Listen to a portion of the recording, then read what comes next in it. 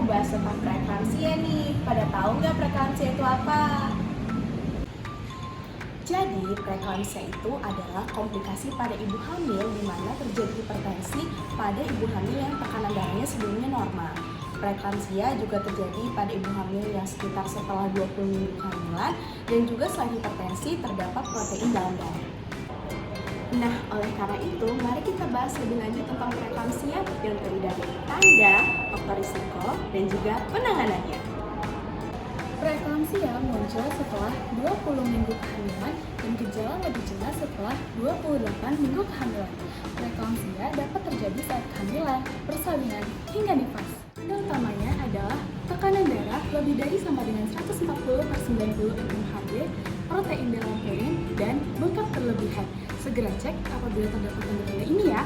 Aku orang-orang termasuk pada faktor resikonya nggak ya? Oh, untuk faktor resikonya itu dia memiliki riwayat penyakit hipertensi ataupun juga penyakit kronis lainnya. Dan juga dia memiliki usia di atas 40 tahun ataupun obesitas dan memiliki gangguan pada plasenta.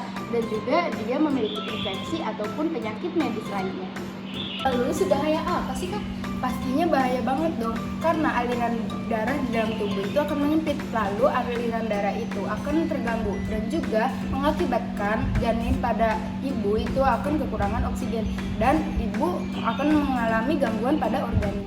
Yang akan didapatkan pada janin yaitu pertama ada kelahiran prematur, lalu ada BPLR dan juga pertumbuhan yang terhambat. Lalu pada ibu itu akan terjadi eklamsi, stroke dan juga gagal organ seperti gagal ginjal.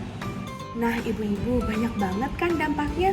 Oleh karena itu, kita perlu melakukan screening untuk mencegahnya.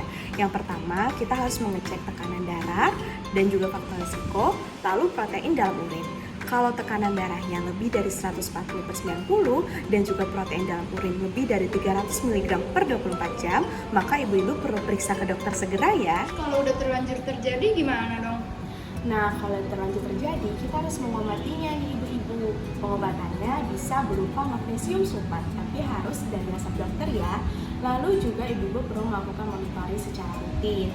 Dan jika dirasa sangat membahayakan, maka akan melakukan persalinan. Preeklamsia bukan sekedar tekanan darah tinggi, tapi kondisi yang mengancam ibu dan bayi. Nah, oleh karena itu, rutin periksa kehamilan, kenali faktor risikonya supaya bisa mencegah kehilangan 2 nyawa sekaligus.